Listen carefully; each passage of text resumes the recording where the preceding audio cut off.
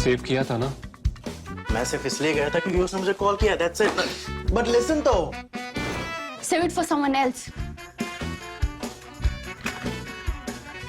जिंदगी में सेव करना जरूरी है, मगर जब बात पैसों की हो, सिर्फ सेविंग से काम नहीं चलेगा। इक्विटी म्यूचुअल फंड्स में इन्वेस्ट कीजिए और अपने सेविंग्स को आगे बढ़ने का मौका दीजिए। Mutual fund investments are subject to market risks. Read all scheme-related documents carefully.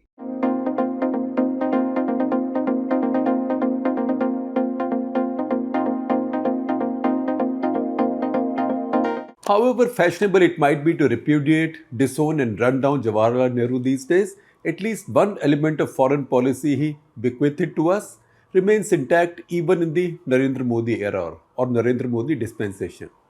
We could set up this argument by simply counting the number of times Modi has used the expression Global South in his public speeches lately.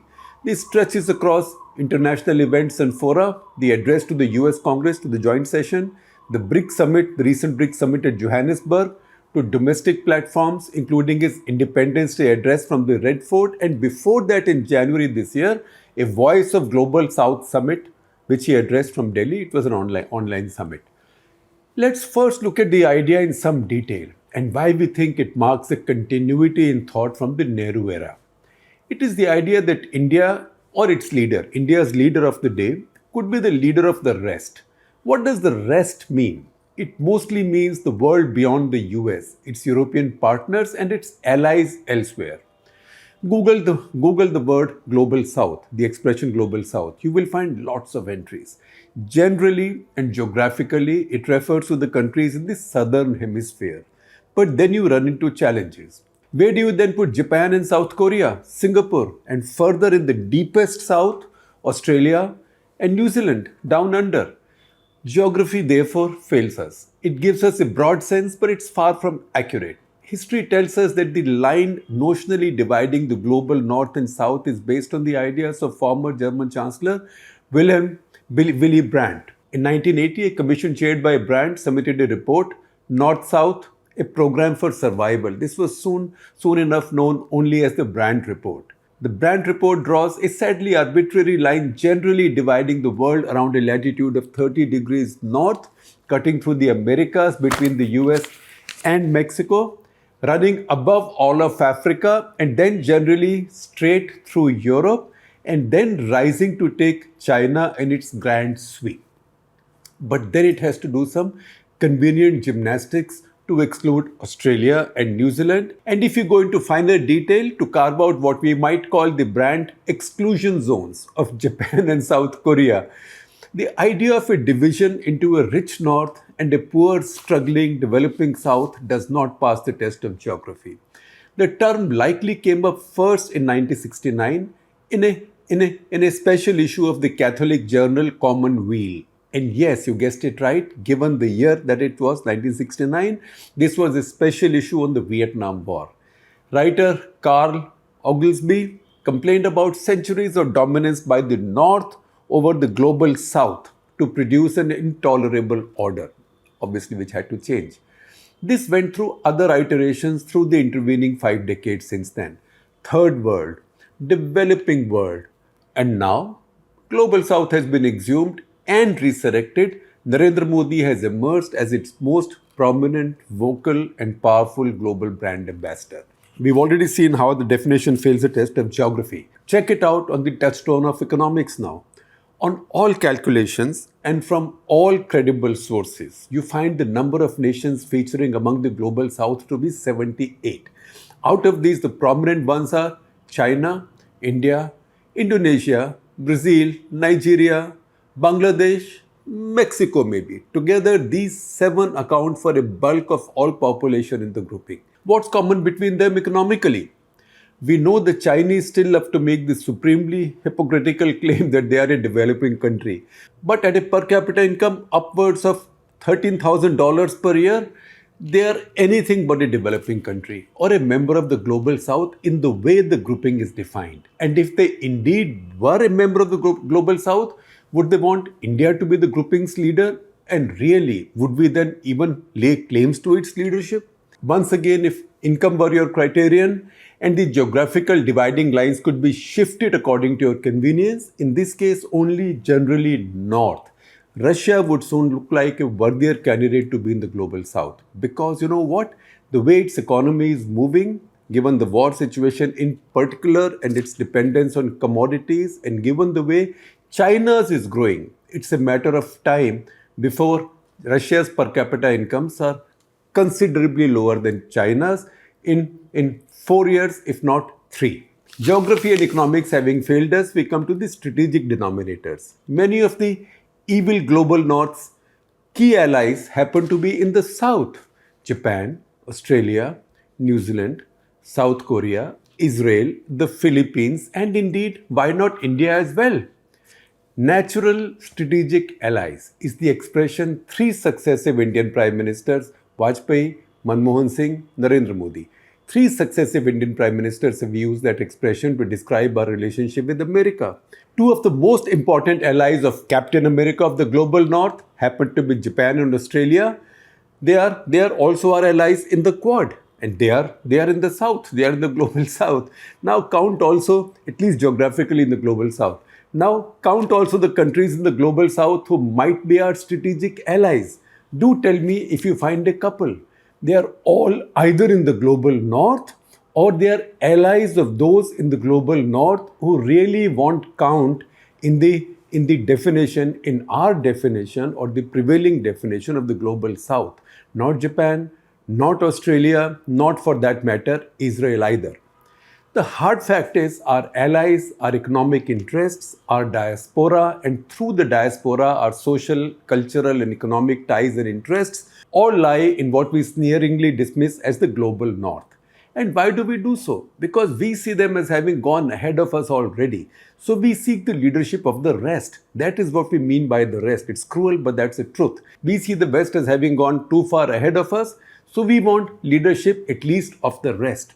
Nehru's India inherited a universe broken by two successive world wars and putting itself back together as colonial powers faded away. It was also a world being carved up by the two blocs led by the US and the Soviet Union respectively.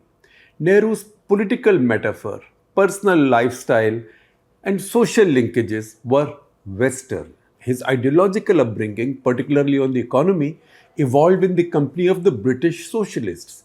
This made him fundamentally averse to being seen to be aligned with the West. In that era, the division was not so much north-south as east-west, that the West was arrogant, dominant, exploitative, and cynical, and the Soviet bloc was somewhat part of the East.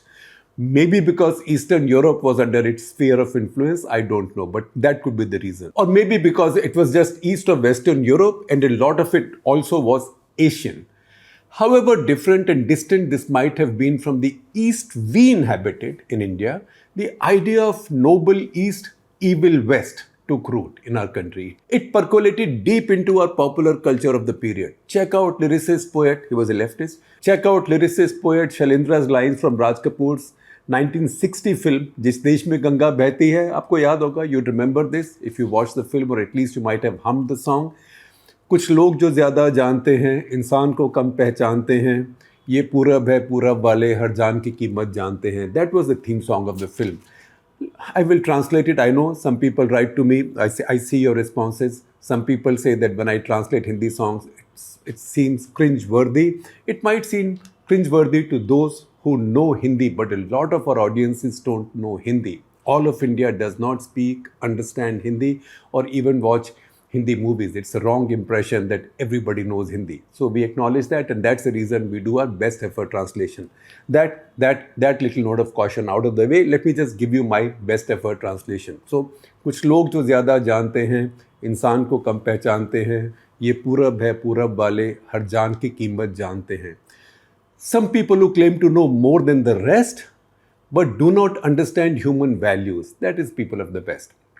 Some people who claim to know more than the rest, but do not understand human values, should know that this is the East, and people of the East know the value of each human's life. Poet Shailendra, by the way, was an acknowledged leftist, as were most of the creative people, most of the dominant creative people in Hindi cinema those days.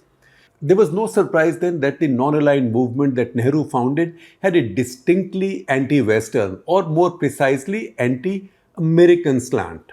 If any pretense of NAM being truly non-aligned still remained, Indira Gandhi finished it with not only a more pronounced pro-Soviet slant, but also by signing the treaty of, or the so-called Treaty of Peace, Friendship and Cooperation with Moscow. That was for all practical purposes a strategic treaty and made us strategic allies, a treaty-bound strategic ally of the Soviet Union. Of course, there was a complex background to it. There was also the American outreach to China, etc., with Pakistan playing the dishonest broker in the process. But that's besides the point. The fact is that India turned that way.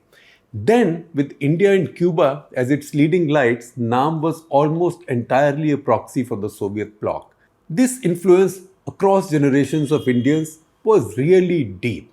So deep that it took almost 2 decades after the end of the Cold War and the vaporization of the Soviet bloc for India to embrace the new reality. I said 2 decades because I see the signing and the parliamentary approval of the Indo-US nuclear deal as that turning point. Now the rise of China is challenging that post-Cold War unipolar order. Nobody likes unipolarity. Who wants one dada in the street or in the city? And nobody should. In UPA 2, a fanciful idea called non-alignment 2.0 was floated in New Delhi, and it also didn't go anywhere because the Congress lost power soon thereafter. It was probably a response from the old establishment within the Congress party, which was now feeling uneasy that under Manmohan Singh, India had moved too close to America. So they were trying to correct or reset Manmohan Singh's foreign policy. Mercifully, that didn't last. Now, Modi with the majority was seen as capable of making a more decisive break from the past, and he has been doing so pragmatically, transactionally, and cynically, which is all very good for India. That's how foreign policy should be. The Chinese challenge to American unipolarity and the rapid decline of Russia, however, have caused confusion. That's why new ideas of multilateralism and plurilateralism are coming in. Nothing should be dismissed without a debate. Everything should be debated. Everything is an interesting idea. But it is safe to presume today that anything new and multilateral outside the American influence now will be dominated by China. The SCO, Shanghai Cooperation Organization, and BRICS are only 2 such examples. In this situation, the notions, the idea, the dream of the leadership of the global South needs a reality check. In the Cold War, the Soviet Union was geographically distant and the leader of a well-defined bloc, and therefore influenced NAM only from the outside. So you could build a NAM which was essentially anti-Western but could still pretend that this was non-aligned because Russia wasn't in there, Soviet Union. Not Russia, Soviet Union wasn't in there. Plus it was a bit far. Today, with China centrally seated and located, the global South has an intriguing road ahead. Odds on it becoming the Chinese bloc in the emerging new bipolar world order are higher than we would wish them to be.